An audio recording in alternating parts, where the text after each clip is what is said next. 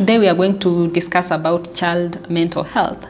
So I'll pose a question to you and ask, how important is this topic? Once a child is born, the environment in which they live still constitutes potential risk for mental illness. And this begins with what they eat. There are certain foods that they eat that might be neurotoxic or affect how the nerves function. And then there are certain experiences, what we call adverse childhood experiences, that they go through that affect brain development and increase the risk of future mental illness, including physical violence in childhood, including emotional abuse, including psychological abuse.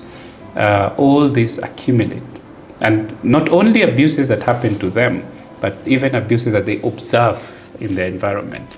They affect the developing brain and increase the risk of developing mental illness in future.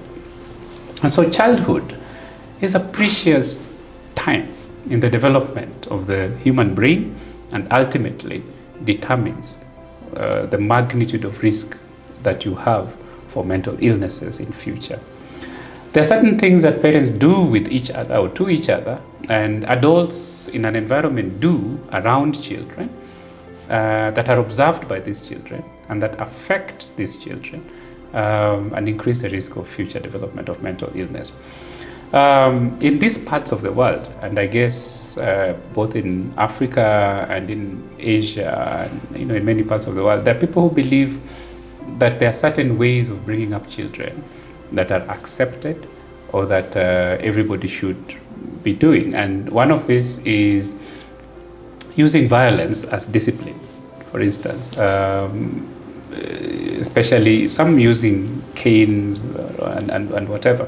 So this instilling of pain in the children has physical effects in its own right that we have seen, but it also has psychological effects, both direct psychological effects in the instilling of pain as a method of shaping behavior. So the brain is conditioned in a certain way, but also in the perception of the child about how to influence people's behavior in future. And so this child might grow up in an environment where then the only way, most effective way of affecting people's behavior or changing people's behavior is by using violence. Or being stronger than everyone around you and then ordering them around. Yeah. So that's a social consequence of this. And all these things form the personality of this child. So that when the child is of age, is above 18, their personality is shaped in a certain way that they're more likely to lash out if they meet difficulties or if they disagree with somebody. This is what they're most likely to do. And that becomes their personality, that becomes who they are. And a lot of those things correlate very closely with the risk for numerous mental illnesses. Because remember, in childhood, the brain hasn't really reached maturity. And so whatever we are doing to it determines what it will be doing when it reaches full maturity. And often it's very difficult then to reverse a lot of those changes that would have happened in childhood. Yeah.